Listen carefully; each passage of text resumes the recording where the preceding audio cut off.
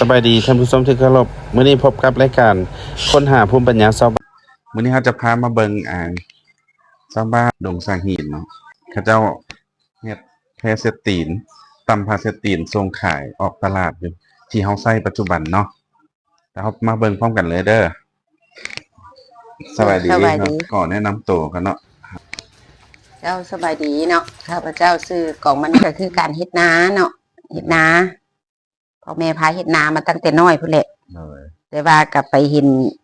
บ้านอื่นที่ว่าเขาเจ้าเริ่มแรกเฮ็ดอันแบบนี้หั้นนะเป็นอาชีพเสริมนอกจากการเฮ็ดนาไปเห็นเขาเจ้าเฮ็ดก็คือว่ามีรายได้หลายอย่างแล้วก็เลยไปเรียนเฮ็ดน้ำเพิ่นมาก็เลยมาเป็นอาชีพที่แพร่หลายอยู่ในบ้านเดี๋ยวนี้เนาะเริ่มต้นแล้วแม่นไปเห็นอยู่บ้านไชสมบูรณ์เมืองไชธานีนี่แหละพวกสะอาดนั่นแหละแล้วก็มาเฮ็ดไปเรียนเฮ็ดน้ำเพิ่นมาแล้วก็มาเฮ็ดเป็นอาชีพเสริมจากการเฮ็ดนาเพราะว่าอาชีพหลักเฮาแล้วแม่นการเฮ็ดนาแต่พอแต่แม่มานะอันนี้ว่างจากการเฮ็ดนาแล้วก็เขาก็มาตำเนาะโดยแม่นอย่างว่าเป็นลวดลายนี่มันจะมีแต่ลายเดียวนี่บ่หรือว่าเขาสามารถคิดแบบลายเป็นของตัวเองต่างจากของผู้อื่นโดยว่าเรื่องร้ายนี่บ่เอาเรื่องร้ายนี่แหละเฮาแม่นเฮ็ดตามที่ว่าเฮาคิดออกเองเฮาบ่ท่าได้เบิ่งไผเลยมีแต่ว่าเฮาก็เบิ่งตามผ้าเฮามีว่าซั่นซะเฮามีสีใดมีสีลายบ่มีสีน้อยบ่มีสีใดที่มันแตกต่างก็เฮ็ดไปตามนั้นเลยตามที่เฮามีลายเฮาจะบ่ได้จำกัดหลายแพ้นี่มันได้มาแต่ใส่หรือว่ามีอันไหนคนมาส่งให้บ่หรือจังได๋อันแพหั่นแหละแม่นเฮาไปซื้อจากแม่ค้าคนกลางที่เขาเจ้าประมูลออกมาจากโรงงานเนาะเขาเจ้าเอาออกจากโรงงานมาแล้วเขาเจ้ามาใจเป็นชิ้นส่วนเป็นผ้าแยกผ้าว่าผ้ายิบเครื่องตั้งหากผ้าตั้มตั้งหากผ้ายิบเป็นผ้าเช็ดตีนกับตั้งหากสินะเขาต้องได้ไปซื้อน้ำข้าเจ้าแบบนั้นมาแล้วก็มาใจออกเป็นละเอียดเพื่อเขาสิเฮ็ดทันเพราะว่ามันจะมีผ้ามุ่นปนมาน้ำเนาะคือแต่ละมื้อนี่มันเขาสามารถเฮ็ดได้มื้อละจักผืนอันนี้เฉลี่ยต่ำสุดกับอันนี้เขาเอาแน่นอนบ่ได้ขึ้นกับเวลาของเขาเดียวแบบเขามีเวลาหลายเวลาน้อยเนาะถ้าว่าเขาตั้งใจเฮ็ดแท้ๆบ่ได้เฮ็ดหยังตื่นเช้ามาแล้วเขามาเฮ็ดโลดหั่นก็ได้อยู่30ขึ้นกับผู้ไว้ผู้ซ่าว่าซั่นซะแต่ว่าอันนี้เขาเป็นเวียกเสริมเวียกอันนั้นซื่อๆเขาก็บ่ได้นั้นปานใดเขาก็เฮ็ดอันอื่นก่อนเขามีเวลาเขาจึงได้เฮ็ดสินะอันนี้ก็จะเป็นตัวอาชีพเสริมที่เป็นหลักอยู่แหละอันนั้นเนาะเขากับปะทิมบ่ได้อันนี้จะเป็นอาชีพเสริมของเขานี่แหละแม่นนี่แม่ค้าคนกลางเขาเจ้าเอาไปตลาดต่ออีกทอดนึงเอาจากเฮาไปตลาดทอดนึงเขาจะบ่ได้ไปตลาดเองผู้ที่เริ่มต้นใหม่นี่ยากยอมรับว่ายากผู้ที่เริ่มต้นใหม่เนาะเพราะว่าบ่ฮู้ว่าสิจับเส้นใดเป็นเส้นใดบ่ฮู้ว่าสิเฮ็ดแบบใดนะและความงามมันก็จะบ่ท้อผู้เคยเฮ็ดเพราะว่าผู้เฮ็ดใหม่นี่ส่วนหลายจะใจท้อเพราะว่าย้อนหยังเฮ็ดไปแล้วแม่ค้าเขาเจ้าติเขาเจ้าบ่มักว่าบางเทื่อมันบ่แน่นมันบ่งามสินะมันก็สิมีปัญหาพวกปัญหาตัวนั้นอันเริ่มแรกนะแต่ว่าคันเฮาฮู้จุดมันแล้วฮู้การที่ว่าเฮาต้องเฮ็ดแบบใดแล้วก็ง่าย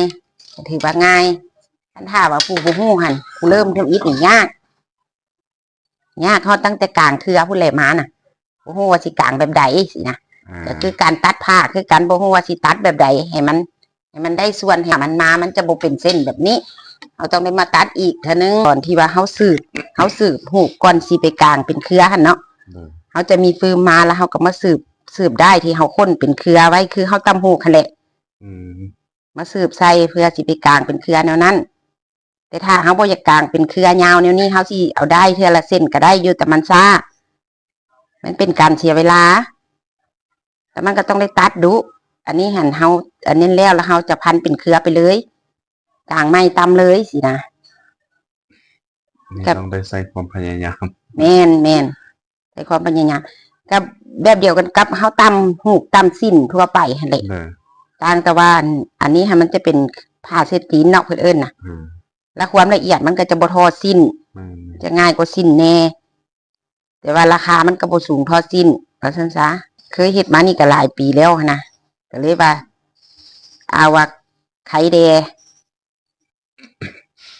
นอกจากแม่แล้วคนเฮือนมีผู้ใดที่เฮ็ดช่วยได้บ่ลูกหลานโดยเฮ็ดเป็นมาติโดยเป็นลูกหลานเป็นเบิดแต่ว่าเขาเจ้า เฮ็ดเวียกยามว่างยามอย่างเขาพักมาที่เขากับมามัดให้ส่วนหลายหั้นนะเขามามัดออกเป็นพื้นหั้นนะอันที่เขาตำแล้วล่ะเขาเฮ็ดเป็นก้อแบบนั้นไว้เนาะ แล้วมาเอาออกเป็นพื้นแบบนี้นะเอาออกเป็นพื้นเป็นซิปเป็นมัดเป็นซิปหั่นออกแล้วมาเฮ็ดแบบนี้ แล้วแม่ค้าเขายกเอาไปเลยแบบนี้นะ หนึ่งไม่มีซิปอันนั้นปะ แม่นมัดหนึ่งมี10ผืนเจ้าก็ยกออกไปเลยเจ้าหลายลูกหลานหันเขาเจ้ามัดออกแล้วเขาไปเวียกไปหยังมาแล้วเขาก็มาเฮ็ดให้อันนี้นี่มันก็เป็นอาชีพเสริมที่ว่า อันผู้หญิงเฮาสลายเนาะที่ว่าเป็นแม่บ้านแม่เฮือนหั่นนะมีเวลาอยู่กับเฮือนกับบ้าน สามารถเฮ็ดได้เป็นอาชีพเสริมกะสิว่าบ่ได้ก็ได้อยู่ก็พอได้ซื้อข้าวต้มขนมให้ลูกให้หลานอยู่หั่นนะก็มีแต่ว่าฝากถึงแม่บ้านทั้งหลายที่ว่า อยากมีอาชีพเสริมเนาะหรือว่าอยากเฮ็ดผ้านี่ก็ลองเฮ็ดเบิกก็อยากได้เครืออยากได้อย่างนี้ก็สามารถนั่นก็ถามได้ถามน้ำข้าพเจ้าก็ได้คือกันอยู่บ้านดงสังหินเด้อ55613692